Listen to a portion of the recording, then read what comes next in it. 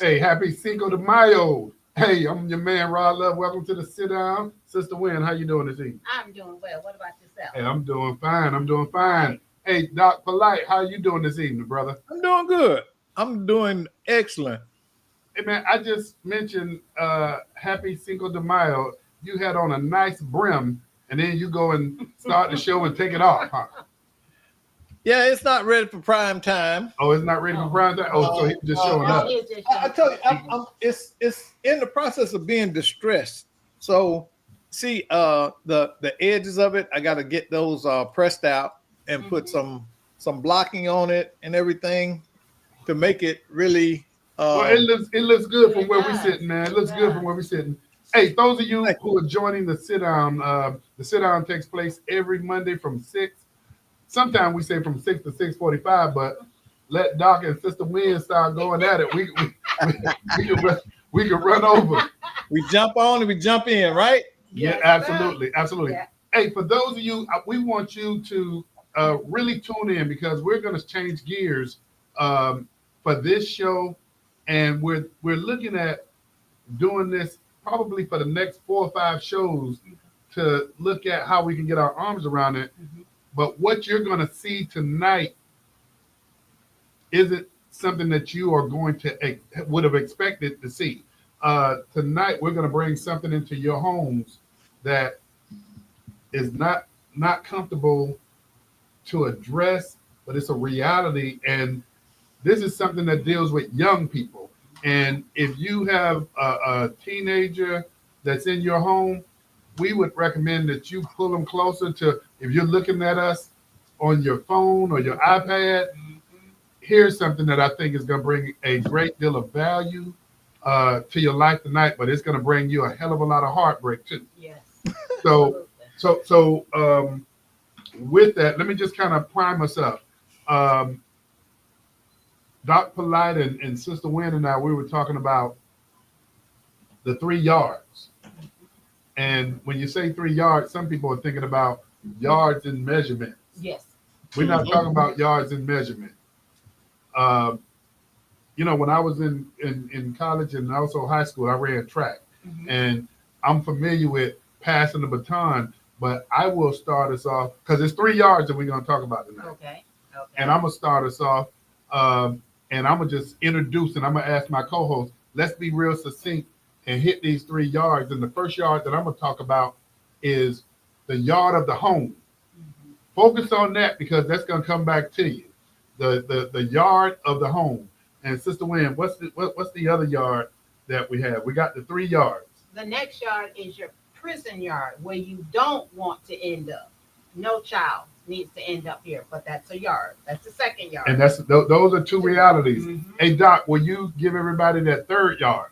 Yeah, y'all gave me the most lethal and the most final, and that's the graveyard. That's That the graveyard. graveyard is that's it. Ain't no do-over, ain't no leftovers. You end up there. That's all she wrote. So That's so it. so the 3 yards and please everybody tune in and follow us on this. The 3 yards is the home yard Mhm. where you know we feel secure, where what we need we hope is there. Mhm. Then Miss Wynn, you talked We about have the the- graveyard. Nope. I mean, I'm Prison sorry, the yard. prison yard. Prison yard is where we don't want to end up, but there's consequences for your action. Absolutely. And Doc, And the graveyard, like I said, that's all she wrote. It's over with. You can't go back. You can't go back and say, Mama, I'm sorry. yeah, Mhm. Daddy, I'm sorry. Grandma, I'm sorry I let you down. There is there's no redemption in the graveyard. See, at least at home or in the prison yard, you can redeem yourself. Mhm. But once you're in that graveyard, everything is over with. it's over. Yeah. Hey, and with that, because I don't want to keep everybody on the edge of their seat, trying to figure out, where we're going with this. Mhm. I think the best thing to do is let's take everybody there, Doc. Okay. I clipped this thing and let me tell you, I just So y'all we, just watch this. Hold on. Okay. I'm there with you. Your parents. Okay? Okay? I don't know how things gonna turn out for you. I ain't got no idea how nothing gonna turn out. No idea at all. Okay, I had to tell them that I pick y'all up. Okay? I had to tell them I pick y'all up, okay? Okay. But I didn't know nothing. I didn't know nothing this second. I told y'all don't tell me nothing. Didn't I tell you that? Okay. All right, baby. So I'm so sorry you got to go through what you're going through. But if God help you out of this, please get yourself together, baby. And it's going to take a miracle. It's going to take a miracle that we don't have. You can turn me loose now. You can sit back down because I don't know what's going to happen, baby. I don't know what's going to happen. Your grandma don't know. Ain't nothing we can do to help you now. It's all over now. I know. It's a hard pill to swallow. You can't see my brother no more. No, nobody. Nobody. Nobody. That's why when you have your precious time, it should be precious time.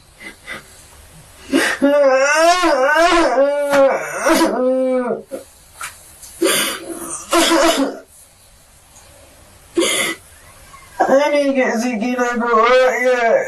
Well, Andre, you have to mind your company that you keep. And I always tell you that to mind your company that you keep. Hey, you know, if that doesn't touch a nerve, I don't know what will. That right there,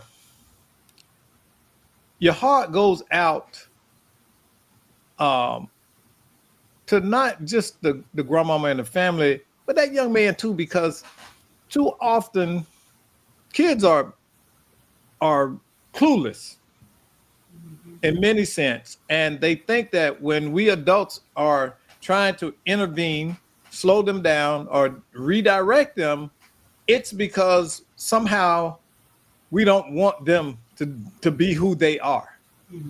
But often what we're saying is what you're getting ready to do right now is going to be a life-defining thing. It's certain people you're hanging with that in a moment's time, being with them can cost you your life. Yes. Not just figuratively to the graveyard, but also your freedom.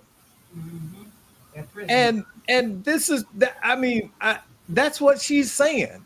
In all of that, you know that this kid has been forewarned. He didn't heed it. He didn't think the reality of this day would ever arrive. It's so many lessons Yeah. in just that clip. Yes. And I mean, Yes. and we want to welcome our audience to dial in and let us know how you felt about that clip. And yes, we will be playing it back so that you can understand the full gravity of it. But one of the things I immediately got from it was, did y'all hear when she said you got to mind the company that you keep? Yes. Yep. Mhm. That is true. That is so true. And that's almost like the parents need to get to know their kids' friends. Not only get to know the kids, get to know their The parents. yes.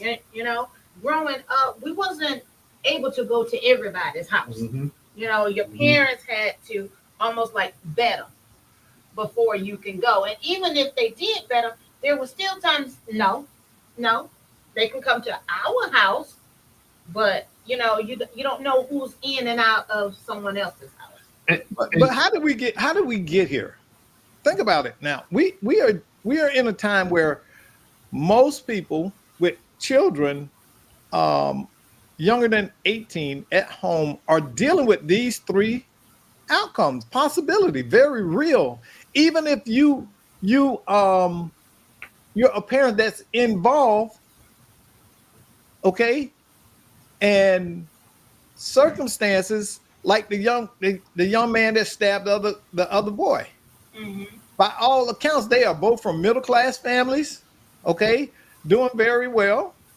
Okay, their families love them. They were brought up middle class, not abandoned, parented well, but yet and still the culture of the street entered their logic in their dynamic, their thinking and their actions.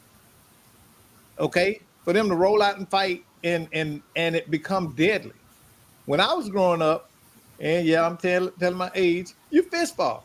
You got a black eye, busted lip, or something like that, maybe a broken bone, but at least you got to go home. You're right. Hey, Doc, you're right. And I want people to understand the gravity of this. Doc, if you would, man, please play that clip back, man, because the gravity of it is just Gives you a chill. changes your life in in 1,000 of a second. And Your parents. Okay? Okay? I don't know how things gonna turn out for you. I ain't got no idea how nothing's gonna turn out. No idea at all. Okay, I had to tell them that I pick y'all up. Okay? I had to tell them I pick y'all up, okay? Okay. But I didn't know nothing. I didn't know nothing this second. I told y'all don't tell me nothing. Didn't I tell you that? Okay. All right, baby. So I'm so sorry you got to go through what you're going through. But if God help you out of this, please get yourself together, baby. And it's going to take a miracle. It's going to take a miracle that we don't have. You can turn me loose now. You can sit back down because I don't know what's going to happen, baby. I don't know what's going to happen. Your grandma don't know. Ain't nothing we can do to help you now. It's all over now. I know. It's a hard pill to swallow. They was here, see my brothers no more. No, nobody. Nobody. Nobody. That's why when you have your precious time, it should be precious time.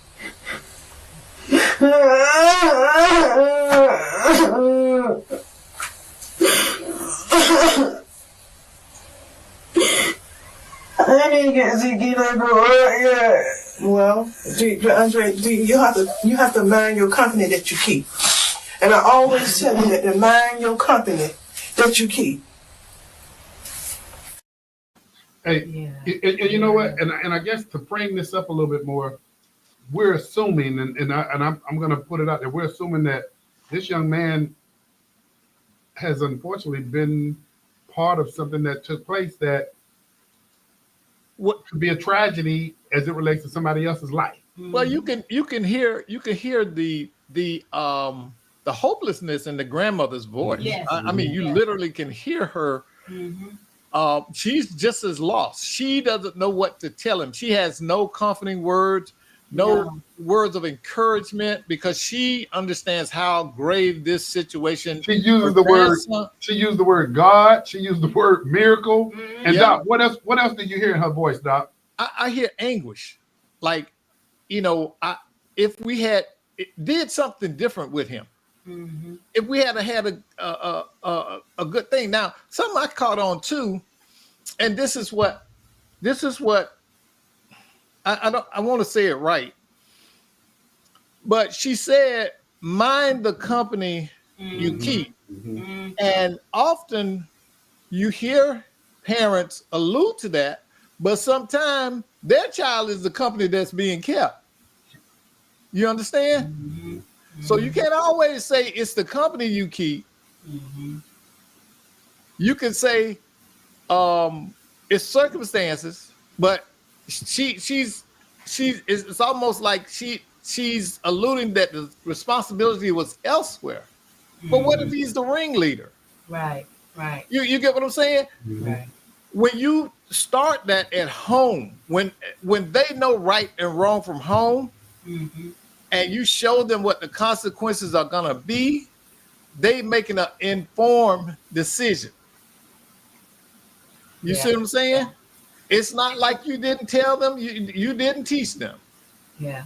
And it's something else too that caught my eye when he was hugging her so tight. She was like, "Baby, you could let me go." You know, it's almost like he didn't want to let her go, but she was like, "Baby, there's nothing else that I know what to do for you." And something else that Doc and I was talking about, and I don't know if you picked up on this, and I had to watch it a couple of times when she said, "Baby, I had to tell them Yes. that I just picked y'all up."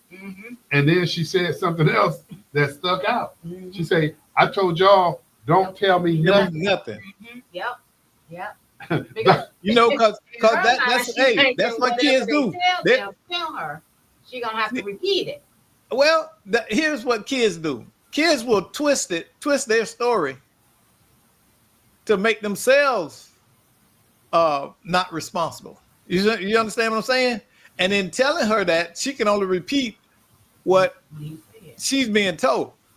And the parents make that mistake. A lot of times they're defending their child and there's no defense. And then when something like now they're in a police station, mind you, I'm assuming, and this is recorded. That is recorded. Yeah. That it shows his guilt. And so here's what it said to me. It said to me, I don't want to be an accessory. Yes. Don't tell me nothing. I don't want to be an accessory to whatever took place. Well, not only that, it also shows me the lack of awareness that they both have. This is not something I would want caught on tape. Period. But Doc, let me say this, and just think about this. You, Sister Wynn, think about this. Think about all the things that we teach in schools. Go with me on this. Okay.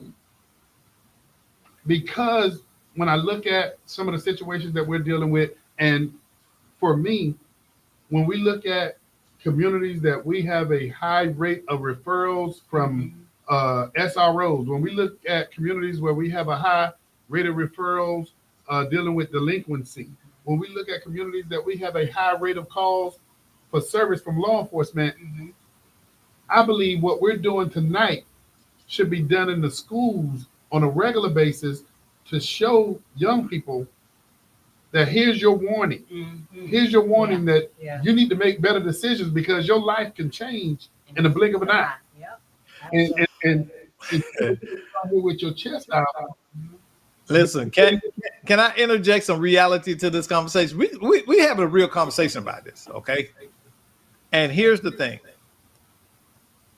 We have to understand that it's not a racial thing. There is a component of our society that has decided that low income people are expendable and commodities. And they steer those people into those situations. So I'm not going to teach you how to avoid situations like that in school, because you're part of the cog. You're in the cog. You're in the system. You're part of our systemic operation. We have turned poverty into a business in this country, and this is a part of that. When we talk about the school to prison, the pipeline, the prison to pipeline. Yeah. But Doc, let's continue. Let's continue with this conversation because, you know, I think all three of, well, maybe me and Doc, I don't know about Miss Wynn, but we came from humble beginnings, poverty, if you want to call it that. And it was the type of poverty that we didn't know we were poor because we had what we needed, not necessarily what we wanted, but we had what we needed. Right. But Doc, I think it's a fine line from the perspective that I would adjudicate myself one of those folks that was a commodity for a delinquency or the prison system and things of that nature. And the only reason why I say that is my mom and Doc, I knew your mom didn't play. And so I think, you know, so I don't relate it to, you know, if you come from poverty that you're more susceptible to fall that way. I would say it's all about, man, and I'll say first and foremost, blessings from above, but decision making, fear of consequences. A lot of it is social relationships. What type of family you're born into often determines what you become. I don't. I gotta push disagree back with on you, that Doc. one. Because you can Okay. have some Okay. wealthy kids that still Yeah, get in the that's a good same example. trouble. I was gonna do it the other way, but that's a good example. That's a good example. Listen.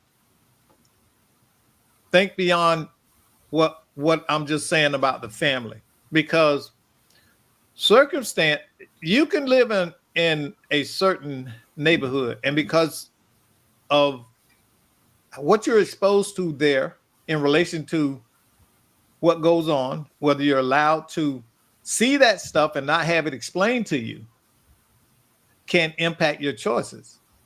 If everybody around you in your neighborhood are boosters, and you got people in your family, whether right or wrong, that don't condone that, don't teach you that it's wrong, But Doc, I can't you go. can grow. I can't go on If that one we see, because we want it. We don't like this. See, most people have but that it's not. But reaction it's with not y'all that I had. don't like it. It's It's that you got good and bad in every community. Absolutely. You do, but again, The need just happens to be greater. environment plays a very critical role in it. What plays? I'm sorry. You say environment. Your immediate social grouping plays a role in it. But that comes down to picking your crew a whole lot better. And I hear what you're saying, Doc. I can't ride on that because I do believe people have decisions to make. Just because everything I see around me is going to be, let's just say, may not be the best for me. Yeah, I might be more susceptible to be drawn into it, but I got to have some other strong risk factors for me to be compelled to go in that direction. But also, you have certain what they call assets. Assets with that mom who refuses to let you do what you want, come and go when you want, be a 14-year-old and hang out till midnight. I mean, you got hardworking folk that living in impoverished communities that are making their kids subscribe to a better life, saying you will study, you will get an education. Yes. And where we see it a great deal from is from people who don't come from, and I hate to say it, but there's a facility in a very impoverished community, and both of you know where I'm talking about. It's a vocational training facility in the heart of the Black community.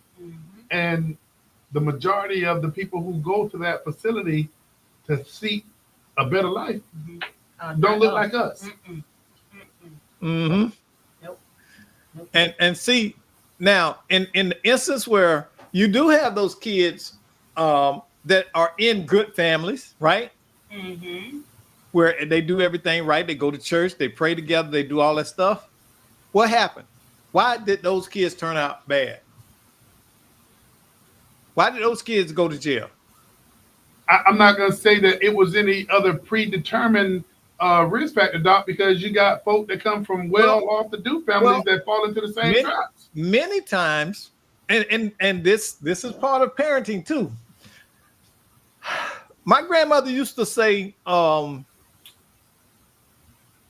you can't go over to such and such a house because them kids, the family ain't no good."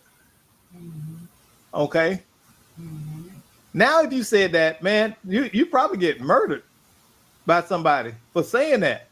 But the reality is that oftentimes what happens is that peer influence can override that parenting.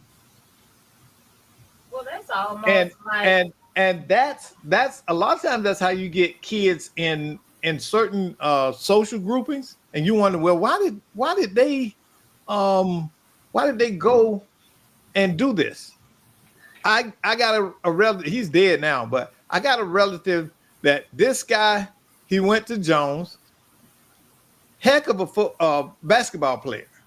Okay, he was going to follow Darryl Dawkins right into the NBA from Jones. That he was that good. And you meet his mom, she was the sweetest woman. He went to church along with the rest of us and everything.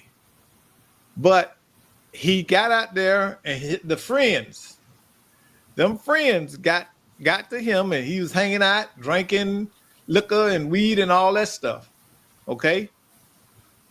And he was a child by all means that was given every opportunity. And his mom worked at Martin Marietta at that point. And he went out and just went wild, went to jail and all this stuff, blew all his opportunities to go pro and all that stuff. And you can directly look, if you know him, you can directly point to the influence of his peer group that overcame his and I'll go with parents. you, and I'll go with you on that, Doc. I just can't go with you on if you come from a poor community. No. I'm not saying a poor community. So I agree with you on the peer pressure, but that's what this show is all about. Your social grouping. When I'm saying social grouping, what I mean is the things that you are around. See, you could be in a bad social group in a mansion. You're right. It's what those people around you are influence you or not influence you. Negative influence can be just as dangerous as positive influence. You get what I'm saying? Yeah. And what we're saying here, at least what I'm trying to say, is that video that we showed, we have to figure a way, and it goes back to something you said, Doc. Where did we go wrong with this? Where did that young man go wrong? What took place in his life that put him in that situation? And I don't know, he looked about 14, 15 years old to me. Right. And so where I would go with that is we got to figure a way to impress upon young people that there's going to be consequences for your actions. Yes, it is. Okay. You and I both work with juveniles, right? And the first thing we do when we get a new kid, what we do? Assessment. We go and do what's called a biopsychosocial. That biopsychosocial is a snapshot of the things in his life that may contribute to his success or his failure. What's his home life like? What's his grade and attendance? All of those things play a critical role in giving you a view of this person based on the behavior that's traceable, that has a history. Behavior and here's where I'm gonna go with you, Doc. Behavior and that kid's quote unquote environment. I mean, and this is not to say that this is the same for everybody, but the trajectory of children's lives either peel off or start going down when you see kids coming from a single parent family. Yeah. If if you see a kid that's residing in a lower socioeconomic, and I hear what Doc is saying, and I want to kind of banter that because I don't want to have people think that what we're saying is if you come from a socioeconomic deprived community that you know. Yeah. But I get what you. By no means am I saying that. But Doc, I hear what you're saying about the assessment. The assessment identifies all of those different risk factors. Right. That can give you a glance into that person's life. Okay. They can give you a glance at that moment in that person's life. Well, but no, if you keep coming around, that person could change his life around with the right mentor, with even being with the juvenile, just being on probation. You can work with that child. Well, something Doc brought up when you look at a kid's educational factors, because and Ms. Wynn, you're familiar with this, the communities that care model that focuses on family, focuses on individual, focuses on education, and I'm missing one of them. I can't remember what it is, but it goes to what Doc, when he mentioned grades, your behavior, and attendance. If you're not going to school, what are you doing? That's true. Who are you hanging with? And then another factor too that's not often pointed out when we talk about single parents. You know, people tend to attack single moms and blame them for the situation. But here's what I say: there are millions of single women that raise highly functional kids. Mhm. You know, one of the significant differences is that single parent is not the only one involved in that child's Yeah. life. Yeah. They have an extended family Yeah. where there are other examples. Because see, you know, what we say, you want a daddy, but many people have fathers. Okay, but that behavior, what does a dad bring to the table? A dad can bring validation, structure, and discipline, and insistence of Yes. performance. Now, if somebody else's step, like for me, it was my grandmother. My grandma didn't play the radio. Period. Okay, and then my oldest aunt, the one I visit all the time over in Orlando, was 93. She didn't play the radio either. Mhm. So I constantly had those two women, along with my mom, who were putting the guardrails up, insisting Yeah. this. You ain't hanging out all summer. You're going out to Jones and you're gonna do Saturday school. Yep. Constructive. Okay. Yeah. So Yeah. giving me directions rather than trying to let me stay home and figure it out myself. They said, no, we already got it figured out for you. This Doc, is what you're gonna do. Doc, you just brought up something. I didn't think about this. We've all heard of absentee fathers, Yes. but Mhm. and I didn't think about it till Doc just said what he said about dads. You never heard of an absentee dad, because it's almost like an oxymoron part of it, because a In dad order is to be a somebody- dad, you got to show up and be present. be present. You're right. Yeah. Yeah. And there are characteristics that other people can't perform in that dad role. We don't like to identify them that way, but one of the things is that extended family being involved. Okay. There were many times where just because of who my family is, there was absolute demand on our time and on our conduct. You do not go out. You are a Rutherford. That was told to us all the time. And if you've been in Orlando any amount of time, and old Orlando, you know who the Rutherford families are and is. Okay, because it was at one time it was one of the wealthiest families, black families in Orlando. They used to own all that land over there where the Citrus Bowl is.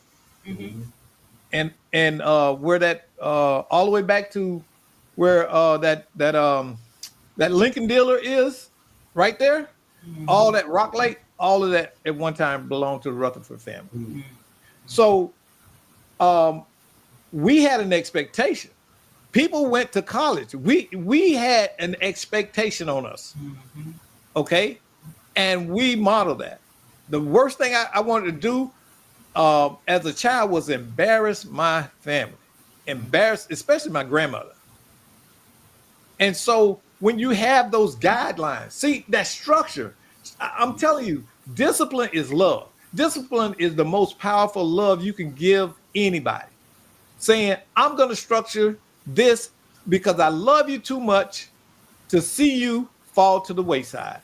So I'm going to put guardrails up to help you become productive with your life. I know it's your life, but I'm going to at least give you a foundation on how to live it. Hey, Doc, Miss Queen, go ahead. It was something that Doc just said about the last name. I agree with that, but some of my last names, I want to kind of keep them over there on that side. And then we have the good side. So it's like, do you want to every family is like that. Yeah. Well, every family has split personality. Oh, Okay. yes. And that's normal. But you gotta if you got people around you immediately who can help you deal with that. Oh yeah. You see what I'm saying? You avoid getting involved with that side of the family shenanigans. So Doc, Sister Wynn, let me ask y'all this question. Because we played the video of this young man. It's heartbreaking because you immediately know, and as Doc mentioned, you can feel the tone of what's taking place. Yes. Yeah. Yes. And we don't know how he got there, because I mean, Doc, that was a good question that you brought up. How did he get there? Yeah. But let's talk about this. what are some of the solutions? I mean, you can go from one city to the next, one county to the next. Everybody got a lot of the same issues. And a lot of these issues are growing. They're not constricted. What what are some of the solutions? Because we have young people that are filling up the juvenile detention centers. We have young people that are filling up prisons more so now than ever before. And see, and that was the point I was trying to make, Rod, about the prison industrial complex and the need for bodies, commodities. This is why I feel that education is lacking in this country. That's a big part of it to me, because certain people can make a lot of money with it. If you're not educated, your choice and thinking oftentimes is not about positive things. You don't know better. You don't have that awareness and consciousness. And if we look at our society, they are dismantling education. Why would a country want to dismantle its education system? That means that the majority of the citizens won't aspire to be anything. They won't learn, or they'll be impacted by low quality education, rendering them more dependent on the state or a get over. But Doc, I hear you, but I'm one of them folk. See, Doc is in the stream getting those kids. Doc in the stream getting them. But I'm one of those cats that I'm sitting back saying, you see all these kids flowing downstream, and you're gonna exhaust yourself doing this. I'm gonna go upstream to see who put them in the water. and so with that being the case, and Doc is a smart cat, because you lead me, by the way. I hope you know you lead me on where I'm going with this, and that is, it's greater to invest upstream than it is in the prison. But Doc, we've heard this many times before. There's more money to make on the treatment than the cure. You know, and that's my point. That's why they are being turned into commodities. I don't want you to get better. I want you to be dysfunctional. So now my wife, Polly, who went to Brown to get her counseling degree, she's got a job. You guarantee her a job. But come on, Doc. I mean, and I ain't arguing with you, but I got to be the devil's advocate, and I don't like to use the word me being the devil. But the fact, Doc, that we got to place some onus on the community itself. Yes. I mean, and not some, a lot. So, yes. So something that I'm sorry, Doc. Something. Go ahead. With Saturday school, I think we need to. Not a Saturday, but we need to have our elementary kids start going to summer school to keep up on the reading. Doc says if they don't have that education, we got to find a way to get these kids educated during that summertime, because during that summertime, that's too much time on your hands.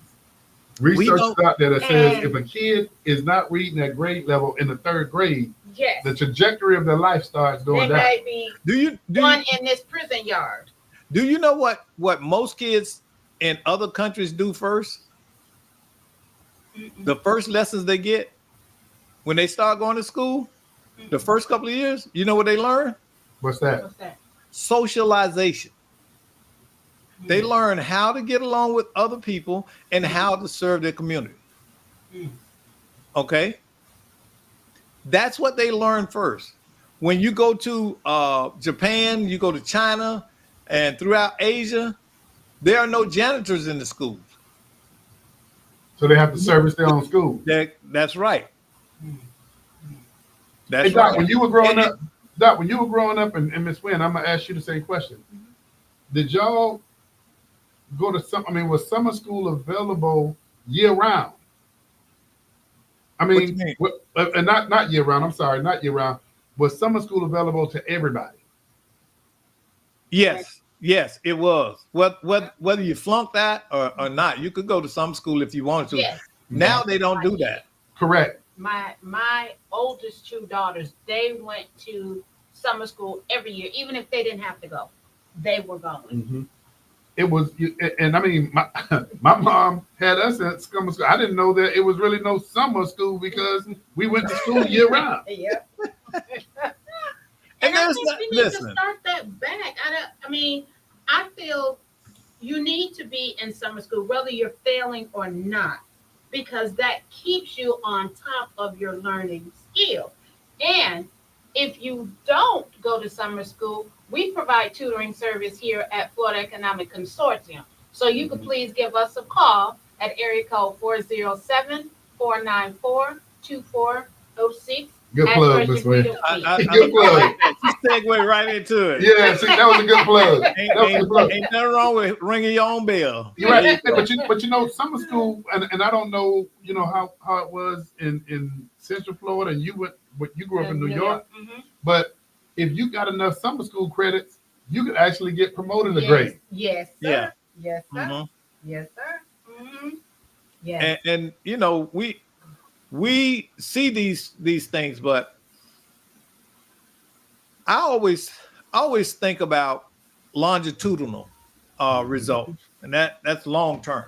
That long terms, and we've been doing some of the same things for 40 years, and we have not benefited or had a cash out from those investments. Yeah. Why are we still spending time doing the same things? Okay. One of the things I look at is, and it's coming. I see it coming, is a parental accountability.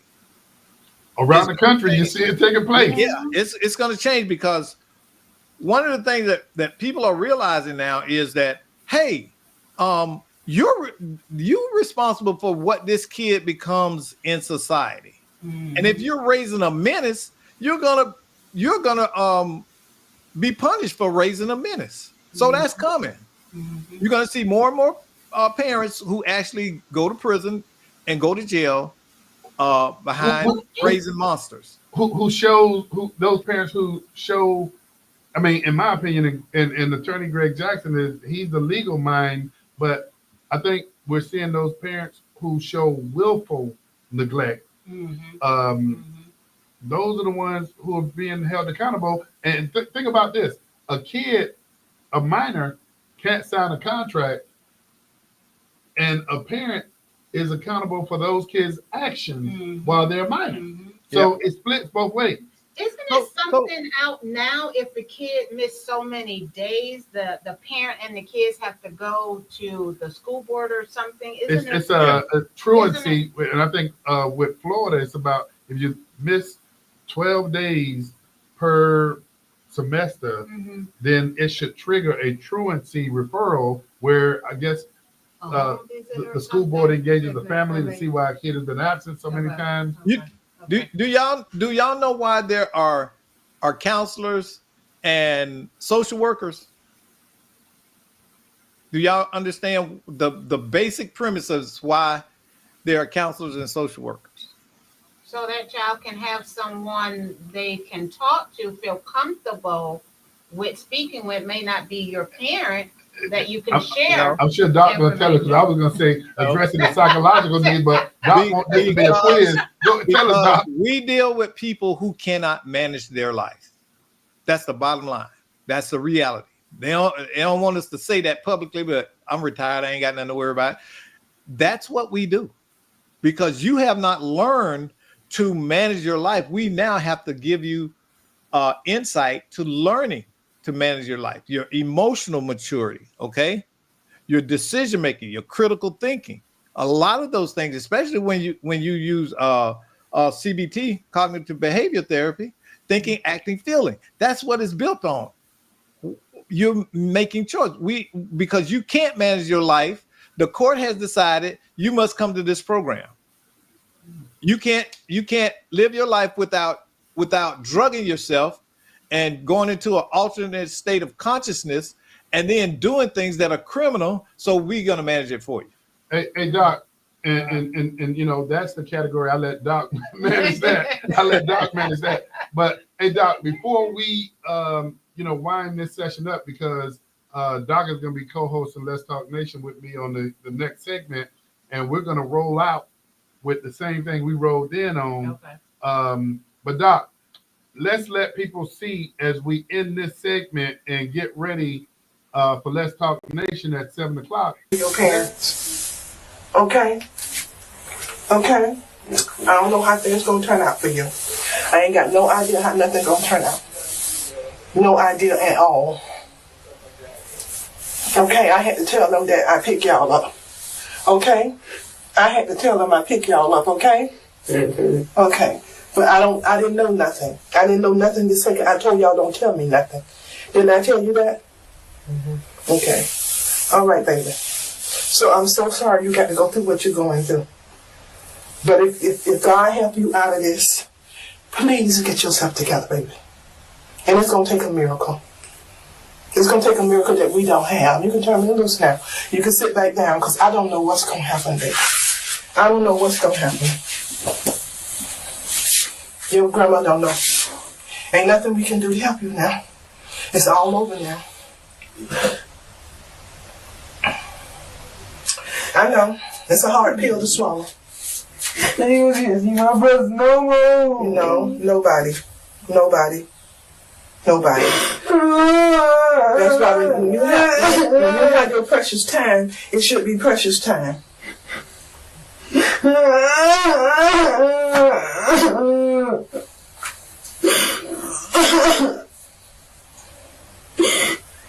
I didn't get to get that girl right yet. Well, Andre, you have to mind your company that you keep. And I always tell you that to mind your company that you keep. Hey, for those of you who tuned in to the sit down, that was a gut punch. That was. And That breaks your heart every time you hear it. I mean, And it sounds like she did everything she needed to do for him, but he still didn't stay on that right pathway.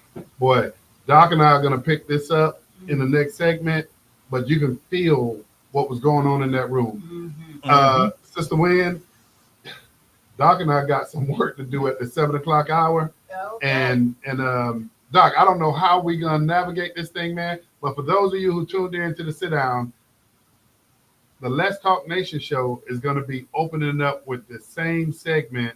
And I know Doc is going to have some other reels for us to preview, but we want solutions. But I think this is something that schools should be showing on a regular basis, because this is not something rehearsed. This is real life. yes. With that being said, hey, we want to thank you for tuning in to the sit down every Monday from 6. And I told y'all, Doc and Sister Wynn, they'll take you past 6:45 in a minute. I'm the only one looking at the clock. Hey, I'm on CP time. Hey, tune in next week for the sit down. You'll get a lot more of this.